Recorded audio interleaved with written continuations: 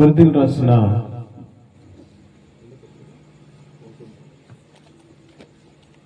రెండో కొరింథీయులకు పత్రిక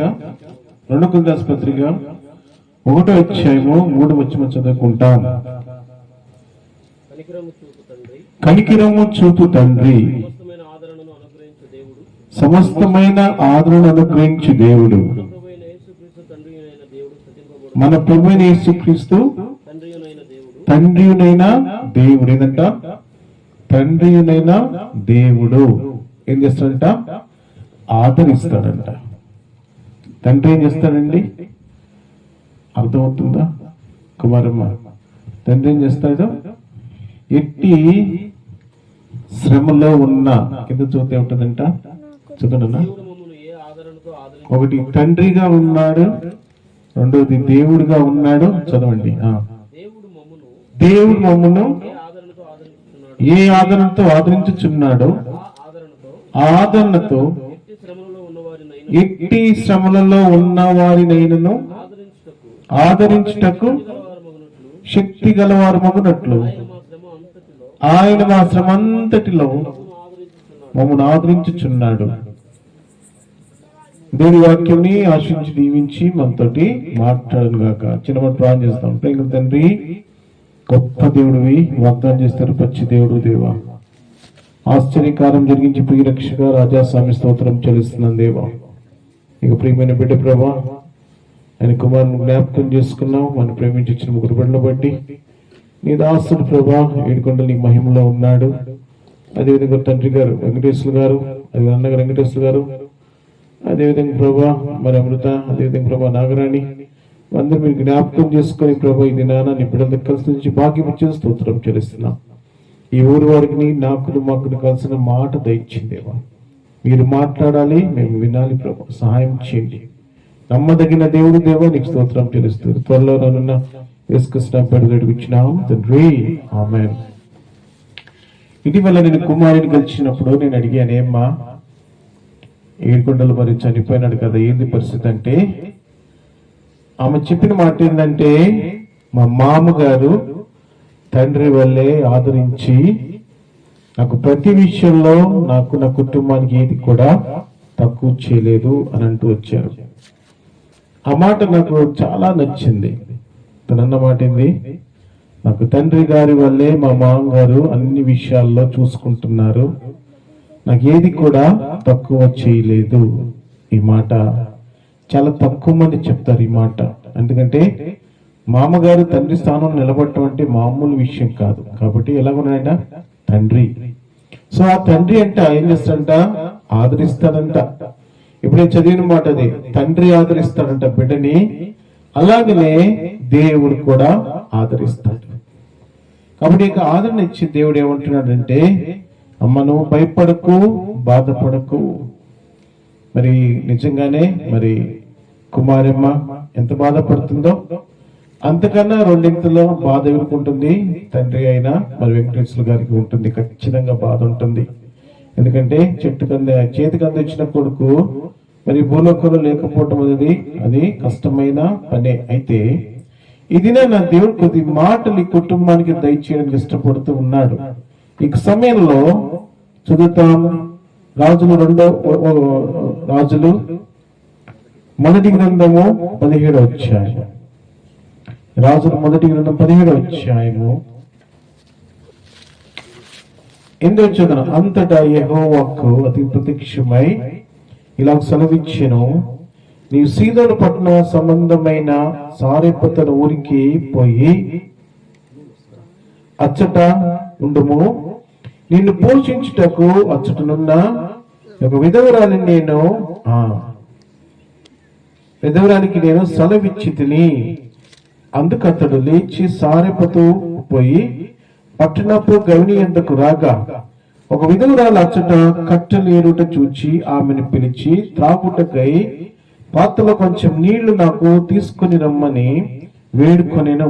ఆమె నీళ్లు తేబోచుండగా అతడు ఆమెను మరలా పిలిచి నాకు ఒక రొట్టె ముక్కను నీ చేతితో తీసుకుని రమ్మని చెప్పెను. అందుకామె, నీ దేవుడైన యెహోవా జీవముతోడు తొట్టిలో పట్టెడు పిండియు బుడ్డిలో కొంచెం నూనెయు నా యొద్దనున్నవే గాని అప్పమొక్కటైన లేదు. మేము చావక ముందు నేను ఇంటికి పోయి వాటిని నాకును నా బిడ్డకును సిద్ధము చేసుకునే వాళ్ళని కొన్ని పుల్లల్లో ఏరుకుంటకే వచ్చితున్నాను. అప్పుడు ఏలియా ఆమె తిట్లను, భయపడవద్దు, పోయి నీవు చెప్పినట్లు చేయము. అయితే అందులో నన్ను ఒక చిన్న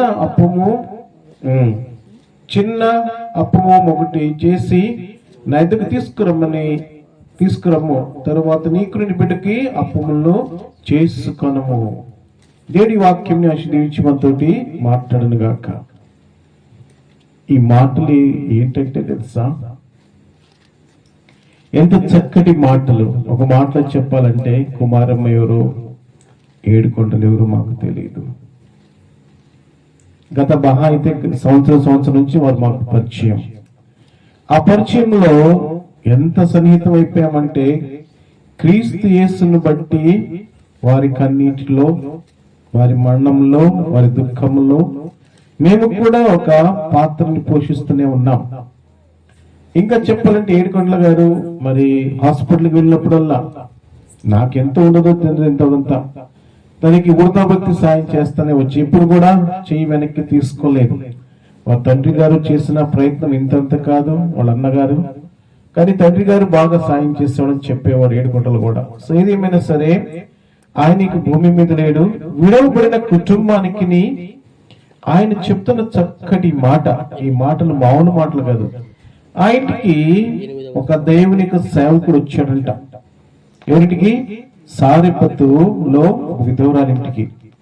దేవుడు చెప్పాడంట, అయ్యా నువ్వు ఆ ఊర్లో కరువు వచ్చిందంట. ఎంత కరువు అంటే అన్నము తినటానికి లేకుండా, వర్షము లేక గందరగోళమైన పరిస్థితుల్లో.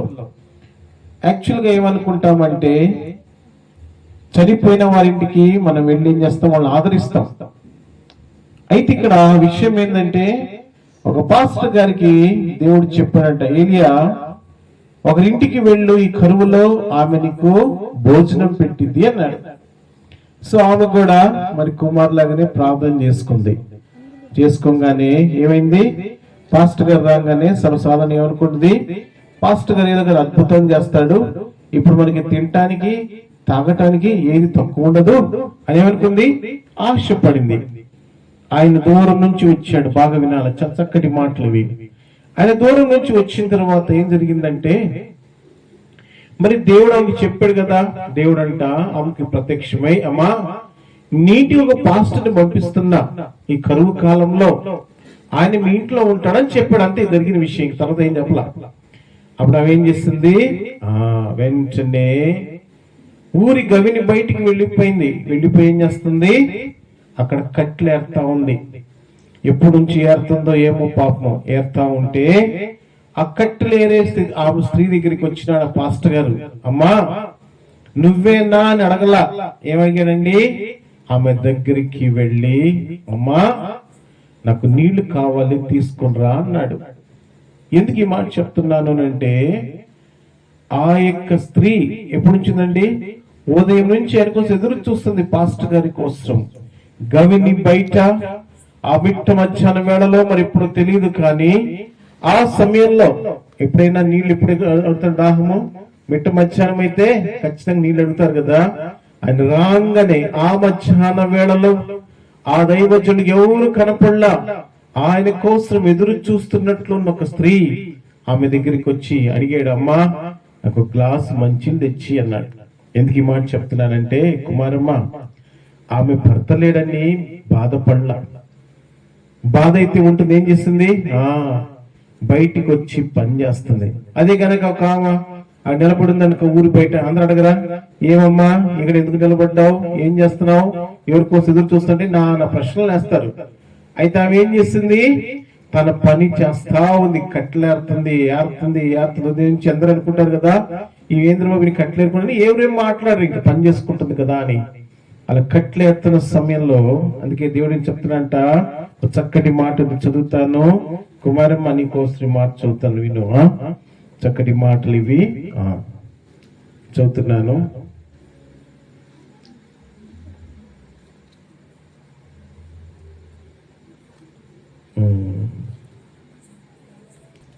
సామెతలు 31:27 ఆమె తన ఇంటి వారి నడతలను బాగుగా కనిపెట్టును. ఏసంట? ఆమె తన ఇంటి వారి నడతలను బాగుగా కనిపెట్టిను, పని చేయకుండా ఆమె భోజనము చెయ్యదు. ఏం చేస్తుందంట? మామకి ఏం అవసరమో చూస్తుందంట, ఇంకా వాళ్ళ బావగారికి ఏం కావాలో చూస్తుందంట, ఇంట్లో బిడ్డలకు ఏం కావాలో చూస్తుందంట. అందరి మనసులు తెలుసుకున్నది. ఏం చేస్తుందంట? కడుపులో వేదన వస్తే ఆ కడుపులో అదంతా కడుపులోనే ఉంచుకుని ఏం చేస్తుందంట? వాళ్ళకి కావాల్సన్నీ చక్కబెట్టి, అయ్యా ఇది నువ్వు తిను, అయ్యా ఇది నువ్వు ఉంచుకో, అయ్యా నీ కాడ ఉండు అని ఏం చేస్తుందంట? ఆమె ఇంట్లో వాళ్ళందరి నడతలు అర్థం చేసుకొని అలాగ ప్రవర్తిస్తుంట. ఇప్పుడు ఏం ఎందుకు మాట చెప్తున్నానంటే, ఆమె పని చేస్తూ ఉందంట. పని చేస్తున్నప్పుడు పాస్టర్ గారు వచ్చారు ఇంటికి. ఆ ఊరికి వచ్చిన తర్వాత మంచిగా తయారన్నాడు. ఇంటికి తయారలా, పాపం ఇక ఆకలి వేస్తుందేమో, ఎక్కడి నుంచి నడుచుకుంటూ వచ్చాడేమో తెలియదు. అప్పుడు ఆమె నీళ్ళు దాటానికి వెళ్తుంటే, అమ్మా నాకు ఒక రొట్టె చేసుకుని రా అన్నాడు. ఏమన్నాడండి? రొట్టె చేసుకుని రా. చాలా చక్కటి మాటలు ఇవి కుమారిమా. ఆమె ఇచ్చిన సమాధానం ఏంటో తెలుసా? అయ్యా నా యొక్క పిండి తొట్టులు ఏముందంట? పట్టెడు పిండి, బుడిలో కొంచెం నూనె, అది తప్ప ఇంకోటి లేదు. అది చేస్తే, అది పిండి పిసికిని రొట్టె చేస్తే ఒక రొట్టె అవుతుంది. ఆ రొట్టె తప్ప నా దగ్గర ఏమీ లేదయ్యా అంది.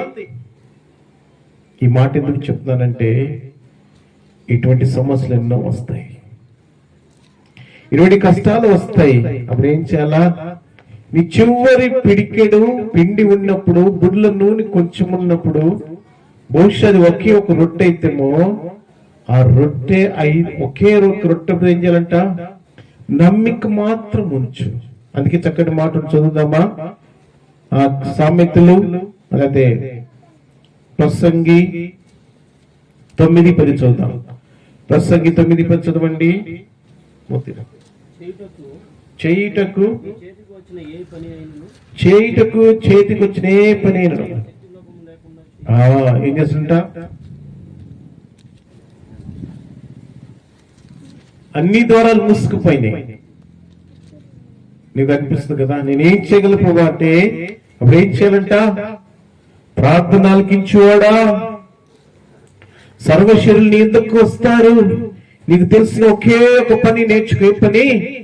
మోకాళ్ళేసి ప్రార్థన చేయటం. దీనికి డబ్బులతో పనిలే, అష్టైశ్వర్యాలతో పనిలే. ఏం కావాలా? మోకాళ్ళేసి ఏం చేయాలంట? యేసు ప్రభువా, ఏం చెప్పాడ దేవుడు? నమ్ముట నీ వల్లైతే నమ్మువానికి సమస్తమును సాధ్యమే. ఆమె ఏం చేసిందంట? దేవుడితో చెప్తుందేమో, అయ్యా నా ఇంట్లో పచ్చడి పిండి మాత్రమే ఉన్నది, గుడిలో కొంచెం నూనె ఉన్నదయ్యా, ఈ రోజు చివరి రొట్టెయ్యా, ఎలాగయ్యా? బహుశా విధవరాలు వేరే ఇంటికి వెళ్ళి భిక్షం అడగలేదేమో. ఆమె కూడా ముందు చేస్తే పెద్ద ఇంటివారు. ఆమె ఇంటికి పోయి, ఎవరింటికి పోయి, ఆ కరువులో ఎవరింటికల్లా వెళ్ళి అడుగుతుంది, అయ్యా నాకు కొంచెం పిండివు, నూనె అడగగలదా? అడగలేదు. కరువు తాండవిస్తా ఉంటే ఆ ఊరిలో ఆ విధరాలు చేసిన పని ఏంటో తెలుసా? తనకి చేతనైన పని, మోకాళ్ళు వేసింది. మత్తయి వర్తమానం 6వ అధ్యాయం చక్కని మాట ఉంటాడు. చదవండి. 6వ అధ్యాయం 6వ వచనం చదవండి. ఆ మాట, నీవు తలుపు వేసుకొని నీవు ప్రార్థన చేయనప్పుడు నీ గదిలోనికి వెళ్ళి తలుపు వేసి రహస్యమైన నీ తండ్రికి ప్రార్థన చెయ్యము. ప్రియమైన వాళ్ళరా, అప్పుడు ఏం చేస్తాడంట దేవుడు? అప్పుడు రహస్యమును చూచు నీ తండ్రి నీకు ప్రతిఫలం ఇచ్చును. అన్ని ద్వారాలను మూసుకున్నా యేసే అంటాడు, అమ్మా నీకు చేతనైన పని ఒకటి, నేను చేయాలా? మోకాళ్ళుని ప్రార్థన చేయి. ఆ ప్రార్థన చేసినప్పుడు ఏంటంట, తలుపు వేసుకోవాలంటే ఎందుకు తెలుసా కుమారమ్మ, నీ కళ్ళ నీళ్లు ఎవరు చూడకూడదు, నీ బిడ్డలు కూడా చూడకూడదు, నీ మామ చూడకూడదు, నీ బావగారు ఎవరు చూడకూడదు. ఎవరు చూడాలా? యేసయ్య చూడాలంట. అందుకే కీర్తనకారుడు అంటాడు, చదవండి 56 కీర్తనలు చదువుకోండి, బుడ్డిలో చదవన్నమాట. కీర్తనలు చదువు. నా కన్నీళ్లు నీ బుడ్డిలో నుంచబడి ఉన్నాయి. అబ్బా, ఏదంట, మన కన్నీరు కారిస్తే ఎవరు పడతారండి? ఎవరు పడతారా? కన్నీరు కారుస్తుంటే ఏం చేస్తారు? ఓదారుస్తారు. కానీ ఏం చేస్తారంట? యేసయ్య అంట ఆ కన్నీటికి ఎంత విలువ ఇచ్చాడో తెలుసా? బుడ్డిలో దాచుకున్నాడంట. ఈ ప్రతి కన్నీటి బొట్టుకి ఆయన ఏమిస్తాడంట? సమాధానం ఇస్తాడు. అంటాడు, ఏమంటాడు తెలుసా? ఏడవకు. ఒక మాట అంటాడు, మీరు చింతించుట వలన, ఏదంట, నువ్వు చింతించుట వలన 3 పొడుగు పెరుగుతావా? లేదే. ఏమన్నాడు? మీ చింత యావత్తంతా ఆయన మీద ఏమంటున్నాడు. ప్రియులారా, ఎంత గొప్ప దేవుడు. మనము కన్నీరు కారిస్తే ఏమనుకుంటా తెలుసా? వాయమ్మ కుమారమ్మ వస్తుంది, ఏమడిగిద్దో ఏమో,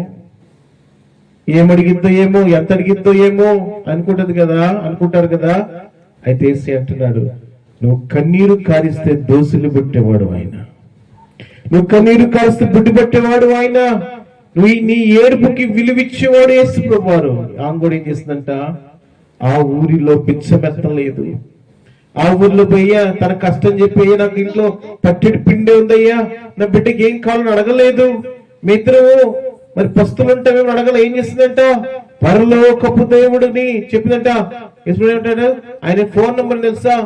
33 ఏంటంట, 20 రాసిన 33:3 నాకు మొర్ర పెట్టుము, నేను నీకు ఉత్తరం ఇచ్చేదను. ఎంత గొప్ప దేవుడు అండి ఆయన. నాకేంటే మొర పెడుతున్నట్టు ఇస్తాడైనా ఉత్తరం ఇచ్చే దేవుడు. ఎవరండి? కష్టకాలంలో మనుషుల దగ్గరికి వెళ్తే ఆఖరికి రక్త సంబంధికులు కూడా వయమో అనుకుంటారు కదా, మొర పెడితే మొర నాలకించేవాడు యేసయ్య. ఇటువంటి గొప్ప దేవుడు ఎవరుకున్నారండి. కాబట్టి ఆయన ఆమె ఏమనుకుందంటే, ఈ పాస్టర్ గారు మా ఇంటికి వచ్చాడు కదా, నాకు అద్భుతాలు చేస్తాడేమో. ఏం చేస్తుందంట, గబగబు నీళ్ళు దాడానికి వెళ్ళిందంట. వెళ్తుంటే, అమ్మా నాకు రొట్టె చేసుకుండ్రా. ఆమె చెప్పింది, అయ్యా దేవుడు తోడు, నా దగ్గర ఒక రొట్టెకి మాత్రమే పిండి ఉంది, ఆ రొట్టె చేసుకుంటే ఆ తర్వాత నీకు పెడితే ఎలాగయ్యా, నా చివరి రొట్టె నేను నా బిడ్డ ఆ రొట్టె తింటాం. ఆ రొట్టె తర్వాత మా ఇంట్లో పిండి ఉండదు, నూనె ఉండదు, అయ్యా ఖాళీ డొక్కలతో ఉండాల్సి వస్తుందేమో. ప్రేమిని వలరా. కానీ ఆయన ఏమన్నాడు తెలుసా? ఆ దైవజనుడు, భయపడకము, ఫియర్ నాట్, ఐఎమ్ హియర్. నువ్వు భయపడద్దు, నేను నీకు తోడై ఉన్నా. ఎంత గొప్ప దేవుడండి. మన కష్టకాలంలో భయపడద్దని ఎవరు చెప్తారండి మనకి? వాళ్ళే భయపడతారు, వాయము ఏమొచ్చి అడుగుతారని. కానీ ఏమన్నాడండి ఆయన దైవజనుడు, నువ్వు భయపడకము. ఇంట్లోకి వచ్చింది ఆమె, రొట్టె చేస్తుంది. చైతన్య గారు కావచ్చు, రొట్టె చేస్తా ఉంటే అనుకున్నాడేమో, అమ్మాయమ్మ రొట్టె చేస్తుంది. పోయి అడుగుంటాడు, అమ్మ లోపలింది ఒక రొట్టెకే ఉంది పిండి, రేపుటి సంగతి ఏందమ్మా అడగడా?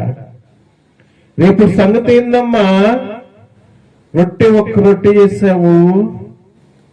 ఆ రొట్టె చేస్తుంది అనుకున్నాడు ఆతృతగా, నాకు చేస్తుందమ్మా అమ్మ, మిత్రకి తినాలనుకున్నాడేమో. ఆ రొట్టె చేసింది, ఒక గిన్నెలో పెట్టుకొని ఆ దైవజనుడి దగ్గరికి వెళ్తా ఉంటే కొడుకు ఏం చెప్పాలండి, అమ్మా ఆ ఒక్క రొట్టె ఎక్కడ తీసుకెళ్తున్నావమ్మా? అరే మనిద్దరం కలిసి ప్రార్థన చేస్తాం కదరా. ఎక్కడ 2-3 బాగా వినాలమ్మా, ఎక్కడ 2-3 నా నామం పేరిట ప్రార్థన చేస్తారు అక్కడ ఆయన ఉంటాడు. ఎక్కడ నాగరాణి తర్వాత కుమారి బిడ్డలు కలిసి ప్రార్థన చేస్తారు, వాళ్ళ మామగారు ఆయన కూడా ఇష్టం నమ్ముకున్న ఆయన ఎక్కడి వరకు కలిసి మోకాళ్ళేసి ప్రార్థన చేస్తాడో అక్కడేసై ఉంటాడు. చెప్పిందంట, రే మనిద్దరం ప్రార్థన చేస్తే ఏసై చెప్పాడురా, ఒక పాస్టర్ని ఇంటికి పంపిస్తానన్నాడే, ఆయనకేనా ఈ రొట్టె? ఏమని ఉంటాడండి అబ్బాయి? అడ్డు పండ్ల అమ్మ ఒక్క రొట్టె ఇస్తే ఎలాగమ్మన్నాడా? ఆ రొట్టె తీసుకున్న పాస్టర్ గారి చేతిలో పెట్టి ఏడుస్తూ వచ్చిందో లేకపోతే ఎలాగొచ్చిందో తెలియదు, ఇంటికి వచ్చి చూస్తుంటది. ఇంటికి వచ్చింది, చూస్తే ఏమ్మా వింటున్నారా, ఆ పచ్చడి పిండి అలాగనే ఉంది, ఆ బుడిలో నూనె అలాగనే ఉంది. ఒరే కొడుక రారా, ఇందాక పిండి అంత అయిపోయింది కదరా, ఇప్పుడు ఆ పిండి ఎంత అయిపోయిందో మరలాది వచ్చిందిరా. అమ్మ ఇది ఎలా సాధ్యం? నమ్ముట నీ వల్లైతే నమ్మవానికి సమస్తమును సాధ్యానికి చక్కటి మార్చుండి మార్కస్ సువార్త 9:23 అందుకు యేసు నీ వలనైతే నమ్మువానికి సమస్తమును సాధ్యమని అతనితో చెప్పాను. ఇంకా చదువుతాను, యోహాను సువార్త 11:40 అందుకు యేసు నీవు నమ్మినడలా దేవుని మహిమను చూతురని నేను నీతో చెప్పలేదా అని ఆమెతో. ఎంత బాగా మాట. అంతేమంటున్నాడంట, నువ్వు నమ్మితే చాలు. ఒకవేళ సారెపత్తు విధవరాలు గనుక, అయ్యా ఆ పట్టెడి పిండి నేను పెట్టనయ్యాను గనుక వెనక్కి తిరిగి ఉండుంటే 3.5 సంవత్సరము దేవుడు ఆ ఇంట్లో తనను పోషిస్తూ వచ్చాడు. ఒక రొట్టె చేయటము, ఇంకొక రొట్టెకి పిండి రావటము దేవుడికి అసాధ్యమైన ఆనందా. అందుకే ఆదికాండం 18 వచ్చానంటాడు, anything is harder to me, everything is possible in the name of Jesus. నాకు అసాధ్యమైనది ఏమైనా కలదా? లేదండి, ఏది కూడా లేదు. యాక్చువల్గా మేమేం చేయాలా? ఏడుగొండల గారు చనిపోయిన తర్వాత కుమారం మస్తు ఏం చెప్పాలా? మే కుమారం ఏదో అయిపోయిందిలేమే, నీ దారి నీది, మా దారి మేము అనలేదు. అన్నామా? ఏమన్నాం? మీకు మామ మీకు బావగారు ఎంత ముఖ్యమో మేము కూడా అంతే. మీకు మేము ఎందుకంటాం? దేవుని బట్టి నమ్మితే దేవునికి మహిమని చూస్తాం. ఈ రాత్రి కాలంలో ఎందుకు మాట చెప్తున్నానంటే, ఈ రొట్టె గురించి ఆమె ఆలోచించింది, కానీ ఆయన ఏం చేస్తాడో తెలుసా? ఇంట్లో రోజు ఆ రొట్టె చేస్తా ఉంటే విధవరాలు కదా, అందరూ బాగా వినండి, ఆమె ఇంటికంట ఎవ్వరూ రాలేదంట. ఏమడిగిద్దో అని. కానీ ఏం జరిగింది తెలుసా? ఆ ఊర్లో ఉన్న వారు ఇంటి వారందరూ వచ్చేస్తున్నారంట ఇంటికి. చూస్తున్నారంటే ఏంది, ఆ ఇంట్లో ఎవరో ఇంకొక ఆయన పెద్ద ఆయన వచ్చిన్నాడు. ఏం చేస్తున్నాడు ఆయన? ఆయన ఆ ఇంటిలో ఏం చేస్తాడంటే, చదువుదమ్మా చక్కటి మాట, 119వ దావీదు కీర్తన 105 చదువుదాం. 119, 105. నీ వాక్యము నా పాదములకు దీపము, నా త్రోవనకు వెలుగు. 50 కూడా చదువుమా. నీ వాక్యము నన్ను, బ్యూటిఫుల్ వర్డ్స్ ఏదంట, నా బాధలలో ఇదే నాకు నెమ్మది. కుమారమ్మ బైబుల్ చట్టం మానేకు. ఎన్ని కష్టం వచ్చినా, ఎంత బాధ వచ్చినా, చిన్న మాట చెప్తాను. ఫర్ ఎగ్జాంపుల్, ఏ చుట్టుక గాలి. ఇటీవల నేను నా భార్య వైజాగ్కి వెళ్ళాం, నా కూతురు దగ్గరికి. ఎందుకు తెలుసా? బాగా చదివిద్ద అమ్మాయి. చదువుతుంటే వాళ్ళ ప్రొఫెసర్ అన్నమాట, ఆడికి ఆడపిల్లలు ఏడ్పిస్తాడట భయంకరంగా. మామూలుగా ఏడిపించడు. ఆ అమ్మాయి ఇంత బాగా చదివినా ఆ అమ్మాయిని ఏదో ఒకటి అంటూనే ఉన్నాడు. ఒక దినాన ఏడుస్తా జ్వరం వచ్చేసింది. ఏం చేయాలండి? ఏ చుట్టుక గారన్నాం కదా, మీకు ఇంత మంచి మాట చెప్పాను. తనకి జ్వరం వచ్చేసింది, బాగా ఏడుస్తుంది. నేను నా భార్య వెళ్ళాం. ఏం చేసింది తెలుసా? దాని దగ్గర తీసుకుని చక్కగా కౌగిలించుకొని ఎందుకే భయపడతాం, మేము ఉన్నాం కదా. ఆ ఒక్క కౌగిలి, ఆ ఒక్క నెమ్మదైన మాట ఏం చేసింది? ఆ బిడ్డకున్న సమస్య అంతా పోయింది. ఆ రోజు ఆయన ప్రాజెక్ట్ అడిగింది, ఇలా చేయాలి చేయండి అని ఏం చెప్పలా. ఆ ప్రాజెక్ట్ చేసుకుని రానంట. కలిసి తన స్నేహితులు కలిసి ఆ రాత్రంతా కూర్చుంది, ప్రాజెక్ట్ చేసుకుని ఉదయాన్నే ఆయన దగ్గరికి వెళ్తే ఆ ప్రాజెక్ట్ చూసి చెప్పాడా, సబాష్ చాలా బాగా చేశావు. దేవుడికి అసాధ్యమైంది ఏమైనా ఉన్నదా? అందుకేనంట నీ వాక్యము చదవను, మళ్ళీ నీ వాక్యం నన్ను బ్రతికించుచున్నది, నా బాధలు ఇదే నాకు నెమ్మది. ఏసంట శాంతి సంతోషం సమాధానములు సదా యేసులో దొరుకును, చేరు వారికి కోరు వారికి అనుగ్రహించబడును. ఆ చేరు వారికి కోరు వారికి అనుగ్రహించబడును. ఏంట? శాంతి సంతోషం సమాధానం ఆయన ఎందుకు గుప్తంలో ఉన్నాయి. వదిలేస్తాడా? ఏం చెప్పేది తగ్గించదేమో. తండ్రి చదవండి 2 కొరింథీయులకు రాసిన పత్రిక 1:3 ఎంత చక్కటి మాట చదవయ్యా. ఏంటంట? కనికరము చూపు తండ్రి, సమస్తమైన ఆదరణ అనుగ్రహించు. ఏమ్మా? తండ్రిలో ఆదరించే దేవుడు. ఏమంటున్నాడు? కుమారమ్మ, లేకపోతే నాగరాయణమ్మ, వెంకటేశ్వర్లు, పెద్దయినా ఎందుకు నువ్వు ఆదరించేవాడు నేనే, ఆప్యాయత చూపించేవాడు నేనే, ప్రేమను చూపించేవాడు నేనే, ఎందుకు భయపడతావు, నేనున్నాను కదా అంటాడు యేసయ్య. ఈ రాత్రి ఆయన ప్రేమ ఏదైనా శ్రమ దినమున నువ్వు కృంగినెడలా నువ్వు చేతగానే వడవుతావు. శ్రమలు అయిపోతాం, కృంగిపోతా. ఏమంటే నాకు మైండ్ పనిచేయటం లేదయ్యా. ప్రేమిలరా, కొంతమందికి శ్రమలో ఏం చేస్తారు? శ్రమ వచ్చిందని ఒకడు తాగుతాడు, శ్రమ వచ్చిందని సినిమాకి వెళ్తాడు, శ్రమ వచ్చిందని సిగరెట్ తాగుతాడు, శ్రమ వచ్చిందని ప్యాకెట్ ఆడతాడు. ఎందుకు? మనసులో నెమ్మది ఎట్ట వస్తుందో నాయన. శ్రమ వస్తే దేవుడు అంటున్నాడు, నేను ఆదరించేవాడు నేనే, ఓదార్పు ఇచ్చేవాడు నేనే, నా ఎద్దుకు రా, నేను నీ ఎద్దుకు వస్తా. ఇటువంటి గొప్ప దేవుడు ఏం చేశాడంట? ఆ పాస్టర్ గారు ఆ ఇంట్లో ఉన్న తనకి వాక్యం చెప్తున్నాడంట. వాక్యం చెప్తాం, ఆమె పోయి రొట్టె చేసుకుని వస్తుంటే ఆ ఊర్లో ఇంటి వారు వచ్చారంట. ఏమే కుమారమ్మ, నీకు ఎట్ట దొరుకుతుంది అని చెప్తుందంటే ఏమని, మా మామని దేవుడు పంపించాడండి, మా బావగారిని దేవుడు పంపించాడు, నాకేంటి కొరత, నా దేవుడు మా మందిరం వాళ్ళని పంపించాడయ్యా, నాకేంటి కొరత. ఏంటి వదిలేస్తాడు దేవుడు? ఏమన్నాడు? చెయ్యి పట్టుకో, నా చెయ్యి పట్టుకో, జారిపోకుండా నే పడిపోకుండా, యేసు నా చెయ్యి పట్టుకో, జారిపోకుండా నే పడిపోకుండా, యేసు నా చెయ్యి పట్టుకో.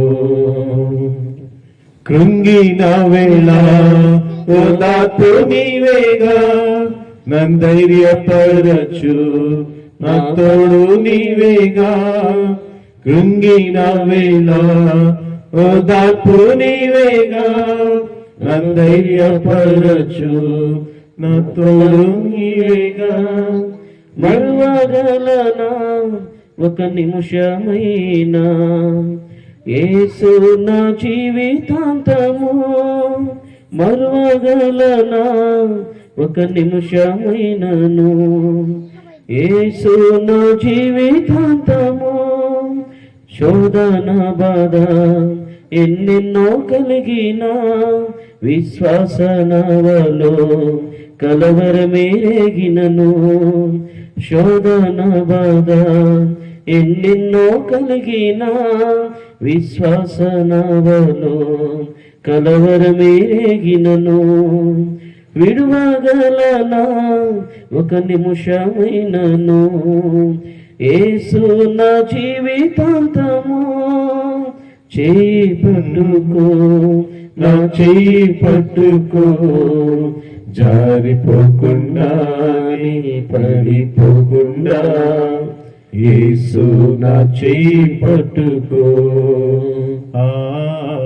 జారిపోకుండా నీ పడిపోకుండా యేసు నా చేయి పట్టుకో. సో కాబట్టి ఏంటంట, ఆ పాస్టర్ గారు మా ఇంట్లో ఉండి ఏం చేశారంట, వాక్యం చెప్తా ఉన్నారంట. అందరూ తొలగిసిపోతున్నారు. రే ఏంది ఇంట్లో కలిమి ఉన్నదేంది, ఆరోగ్యంగా ఉన్నారేంది, ఎప్పుడో చనిపోవాల్సింది కదా, ఆమె దిక్కులేని ఆమెకి ఎవరు లేరు కదా. ఆ ఊరిలో కరువు ఉన్నది, ఆ ఇంట్లో కలిమి ఉన్నది. Praise the lord. ఏదంట, కరువు ఉన్నది, ఊరంతా కన ఇంట్లో ఉంది, కలిమి ఉన్నది. ఏం చేస్తుందంట, నమ్మిందంట. అంతే, పాస్టర్ గారు చెప్పాడు, దైవచనుడు చేసింది. ఒక రొట్టె చేసుకుని వచ్చింది, ప్రాణాన్ని సైతం లెక్క చేయలే, ప్రాణాన్ని సైతం లెక్క చేయలే. పోతే పోనీలే చూద్దాం. ఆ రొట్టె చేసుకుని వచ్చింది, చూసింది, ఆ పిండి అలాగనే ఉన్నాయి తొట్టిలో, ఆ పుట్టిలో నూనె అలాగనే ఉంది, ఆ నీళ్ళు అలాగనే ఉన్నాయి. అందరూ వచ్చి అడిగారు, ఏమ్మా? ఆమె పోయి అడగాల ఊర్లో, అయ్యా నాకు ఒక రొట్టెకి పిండి అని. ఆ ఊర్లో వాళ్ళకి బంధుమిత్రులు వచ్చి అడిగారంట, అమ్మా మాకు కూడా రొట్టిస్తావా?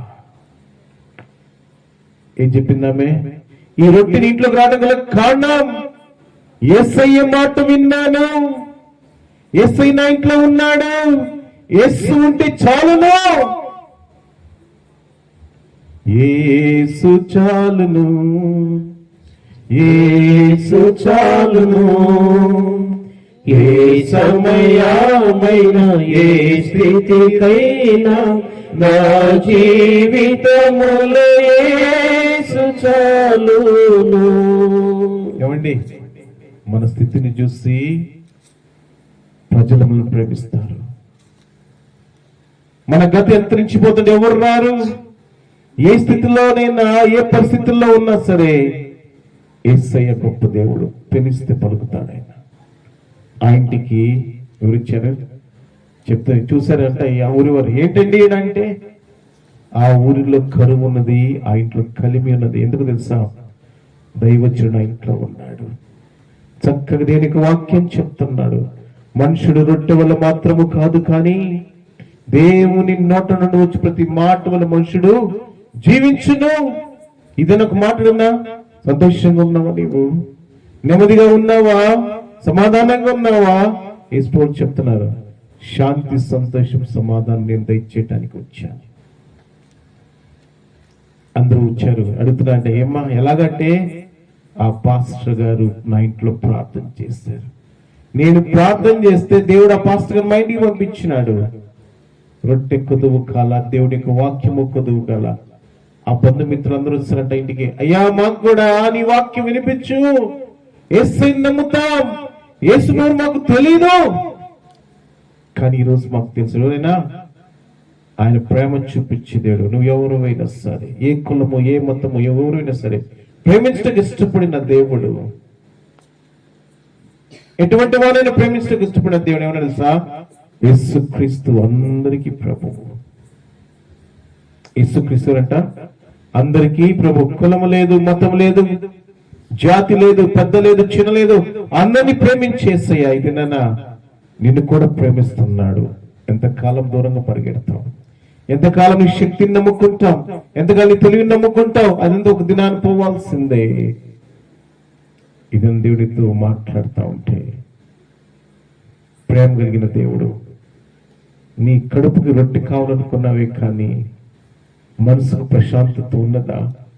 రొట్టె సంపాదించుకున్నావు కానీ దేవుడు సంపాదించుకోలేకపోయావు. నీకోసము రొట్టెగా మార్చడానికి యేసుక్రీస్తు వారి సెలవులో సర్వలోక పాప పరిహారం పక్ష ఆవశ్యకం. తదనంతర పరమాత్మ పునిదాన బలి సామవేదం చెప్తా ఉంటే ఆ యేసు వారు రొట్టెగా మార్చబడ్డాడు. రొట్టె తిని కడుపు నింపుకుంటావు. కానీ ప్రేమలరా, యేసుక్రీస్తు వారు ఈ లోకానికి ఎలాగొచ్చాడు? నేను ఈ లోకానికి ఆయన రొట్టెగా వచ్చాడు. నేను మీకు అప్పిస్తాను. యేసుక్రీస్తు వారు తను అప్పుడు రాత్రి ఒక రొట్టెని ఎత్తుకొని కృతజ్ఞతలించి అందరికి పంచాడంట.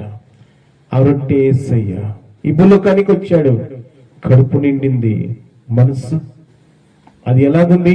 చిత్ర విచిత్రముగా ఉంది. పాపముతో శాపంతో ఆకలి ఆకలి అంటుంది. పాపముని దాహం ఆగిపోలేదే. త్రాగేవాడు ఆగిపోయాడా? పేకాడేవాడు ఆగిపోయాడా? విభిచారం చేసేవాడు ఆగిపోయాడా?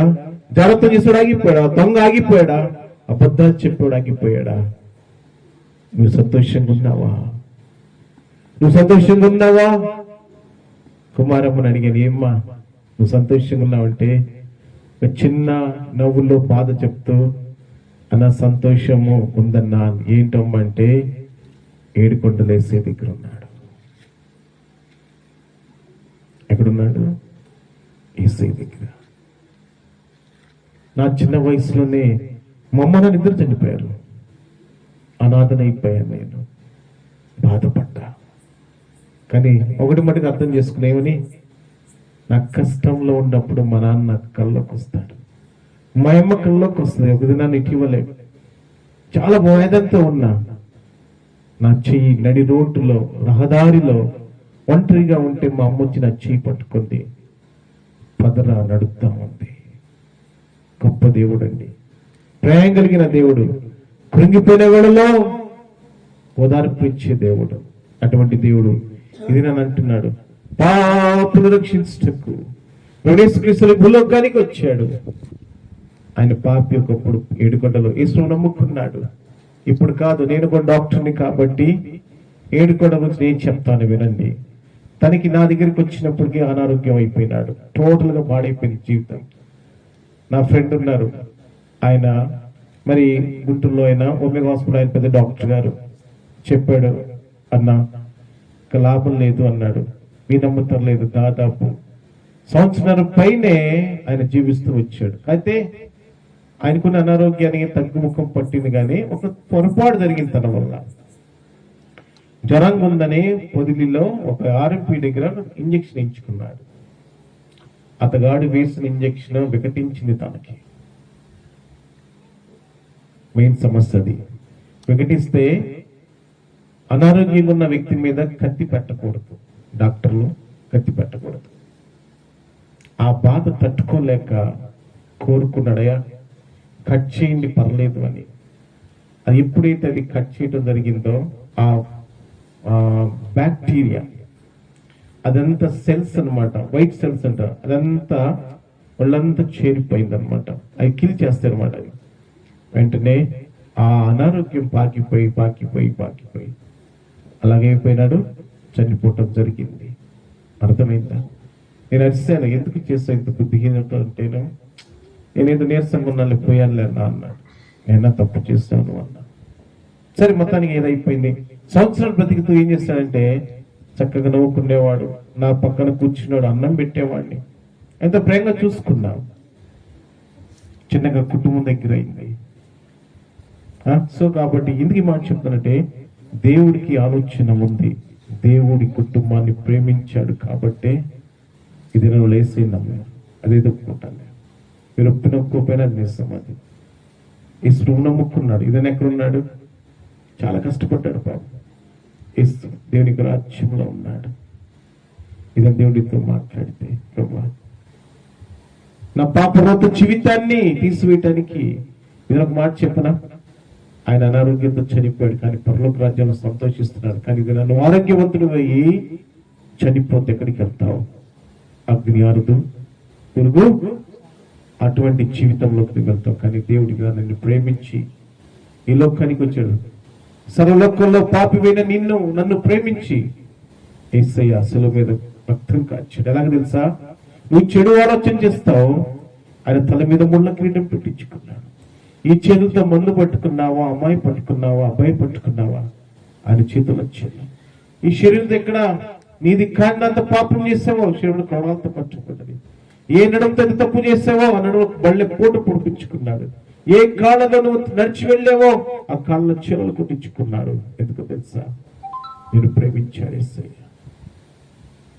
ఇది నేను చెప్తాను యేసయ్యకి, ప్రభా నీ అపారమైన ప్రేమ నాకు అర్థమైనా నా కులము నా మతము నాది అనుకుంటున్నాను. అబ్బాయి ఏమండి, ఒక మాట చెప్తాను. డాక్టర్ దగ్గరికి వెళ్తావు, నువ్వు ఏ కులం అని అడుగుతావా? నువ్వు క్రైస్తవుడు అడుగుతావా, హైందువుడు, ముస్లిం అని అడుగుతావు. ఏమంటావు? అయ్యా నాకు రోగం ఉన్నది, దీనికి చికిత్స చేయడానికి మంది పోయా అంటావు. ఏదైతేనేవి పరలోక రాజ్యానికి తీసుకెళ్ళడానికి యేసయ్య వచ్చాడు. చిన్న మాట చెప్పనా? అంబేద్కర్ గారి మీద, అంబేద్కర్ తెలుసు కదా, అంబేద్కర్ మనోడే. ఆయన మీద ఆయన మానసిక పరిస్థితి గురించి మాట్లాడుతూ 250 పేజీల పుస్తకం రాశాను నేను. ఆ రాసిన పుస్తకం మీద అబ్దుల్ కలాం గారు నాకు యూనివర్సిటీ ఫస్ట్ ఇస్తూ నాకు ఒక సర్టిఫికేషన్ చేశారు. అది నా పెద్ద చదువు అది. ఓకే, అయితే ఆయన ఈ ఇండియా దేశంలో ఏం చెప్పాడో తెలుసా? మనోళ్ళు ఊర్లోకి వస్తే ఏం చేయాలంట? వెనక ముందు తాటాకలు కట్టుకుని రావాలి కాదా? మన పూర్వీకులు తాటాకలు కట్టుకుని రావాలా? వాస్తవం అది. మా తాత చెప్పేవాడు, మా నాన్న చెప్పాడు నాకు. తాటాక కట్టుకుని ఆ దారిని నడుస్తూ ఉంటే ఆ తాటాక ఏం చేస్తాడా? మన పాదాల యొక్క అడుగులని తుడిచేస్తాంట. అది నడక. అటువంటి వ్యక్తి మన ఊరి వాళ్ళైతే మళ్ళీ వద్దన్నారు. ఆ టైంలో వచ్చాడు ఇంగ్లీష్ వాడు. ఏం చేశాడు తెలుసా? వాళ్ళని వివాహాలు చేసుకున్నాడు. అంటరానితనం గురించి చా అన్నాడు. అది అంబేద్కర్కి నచ్చింది. మనకి ఏమనుకుంటున్నారు మీరు?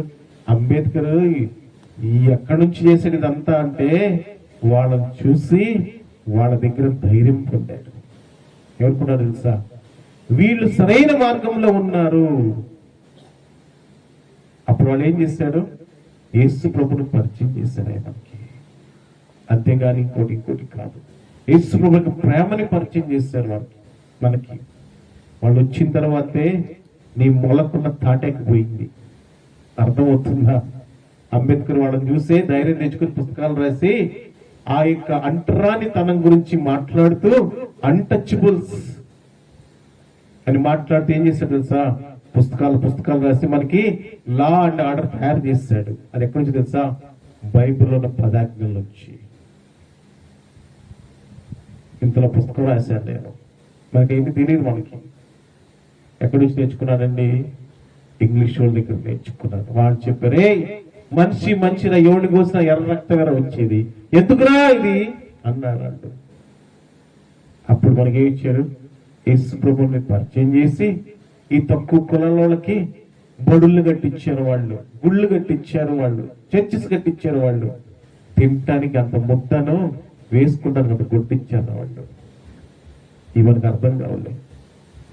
ఏ కాడికి ఆలేదు చెప్పి నీళ్ళు చెప్పి అనుకున్నాం కానీ రాణిస్తారా ఎవరన్నా మనల్ని? వాళ్ళు పక్కన కూర్చొని అన్నం తినగలవా? ఆలోచించండి. ఈ స్టోరీ భూలోకానికి ఎందుకు ఎవరి వచ్చేట? యేసుక్రీస్తు అందరికీ ప్రభు. నాకు పక్కన కూర్చొని యేసు బాబు దాసరాలు అడుగు గురించి చెప్తాడు. ఈ రోజు కంట ఆ కమ్మోరం ముందు చేతులు కట్టుకొని ఆడు కూర్చుంటారట కింద. ఈ రోజుకి ఆలోచించండి ఒకసారి. ఈ రాత్రి యేసు ప్రభు ఏమన్నా తెలుసా? అందరికీ ప్రభు. ఏదైనా మా చర్చిలో ఇప్పుడు మా మధ్య హిందువులు వచ్చి కూర్చున్నారు. ఆయన హిందువుడే. యేసు ప్రభు నమ్ముకున్నాడు. యేసు ప్రభు నా భార్య హిందువురాలే, యేసు ప్రభు నమ్ముకుంది. అందరికీ ప్రవేశం ఉంది చర్చిలో. దేవుడితో మాట్లాడి ఇంత ప్రేమ యేసు ఒక్కడే చూపించాడు. ఇంత ప్రేమను వదులుకుంటావా? ఇది నా ప్రేమ ఉంది కాబట్టి మేము కూడా వచ్చాం మీతో సహవాసం కలిగి ఉండటానికి. ఓకే, సో కాబట్టి ఇది నాన్న వెంకటేశ్వర గారు, మన చిన్న వెంకటేశ్వర గారు ఇద్దరు అర్థం చేసుకోవాల్సిందే. క్రీస్తు ప్రేమ గొప్పది. మరణం అంటావా? ఈరోజు నీకు, రేపు నాకు, అంతే. ఎవరికి ఎవరు యమనా తీరి వెళ్ళిపోవాల్సిందే. అయితే ఈ లోపల నేర్చుకున్నాం, ఏం తెలుసుకున్నాం? పాపులు రక్షించడానికి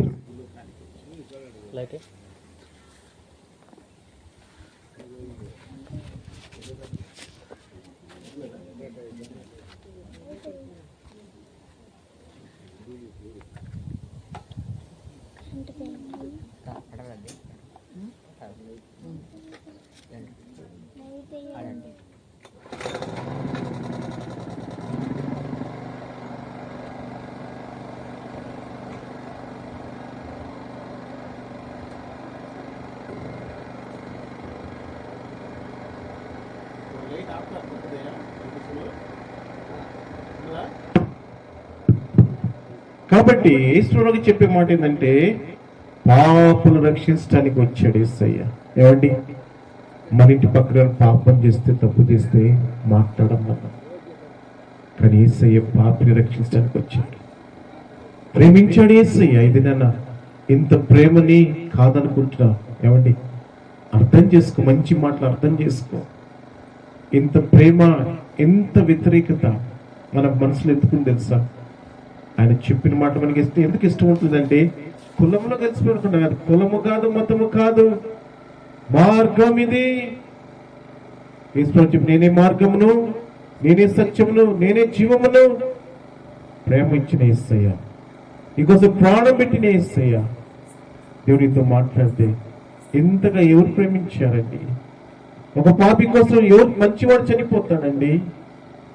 ఒక మంచివాడి కొరకు సాయం చేయటం, ఒక మంచివాడి కొరకు డబ్బులు ఇవ్వడం సహజమే, కానీ ఒక చెడిపోయిన వ్యక్తిని, ఒక పాపివి, దౌర్భాగ్యుడివి, వ్యభిచారివి, దొంగవి, ఇటువంటి త్రాగుబోతువి, జుమదగాడివి, ఇటువంటి వాడిని ఎవరు ప్రేమిస్తారండి? యేసు చెప్పారు, ఎటువంటి వాడివైనా సరే ఆయన ప్రేమించడానికి ఇష్టపడ్డాడు. నిన్ను ప్రేమించాడు. ఇది నాన్న, అందుకే శుభవర్తమానం తీసుకొచ్చాడు దేవుడు.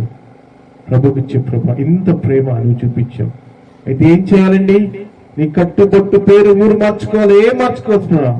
నువ్వు ఉన్న చోటు నుంచి చెప్పేసి ప్రభా, నేను పాపిని, నా పాపము నా దోషము కడిగి శుద్ధి చేసి పవిత్రపరిచి నన్ను బిడ్డగా స్వీకరించుమో. నీ హృదయంలోకి నెమ్మది ఆనందం కావాలంటే, నరకం నుంచి తప్పింపబడాలంటే 3 మాటలు చెప్పు. నువ్వు ప్రేమించాడు. ఇది ఈ రాత్రి ప్రేమించాడు. నీతో మాట్లాడు ప్రభుత్వ ప్రభా, నేను పాపిని, నన్ను క్షమించు, నన్ను బిడ్డగా స్వీకరించు. సూక్ష్మంలో మోక్షం, ఈ 3 మాటలు చెప్తే ఈశ్వరి పాపాలన్నీ క్షమిస్తాడు. దేవుడి వాక్యం ఆశీర్వదించి మనతోటి మాట్లాడు. ఈ సమయంలో కుటుంబ ఆదరణ కొరకు మరి 2 సేవకురాలు ఉన్నారు.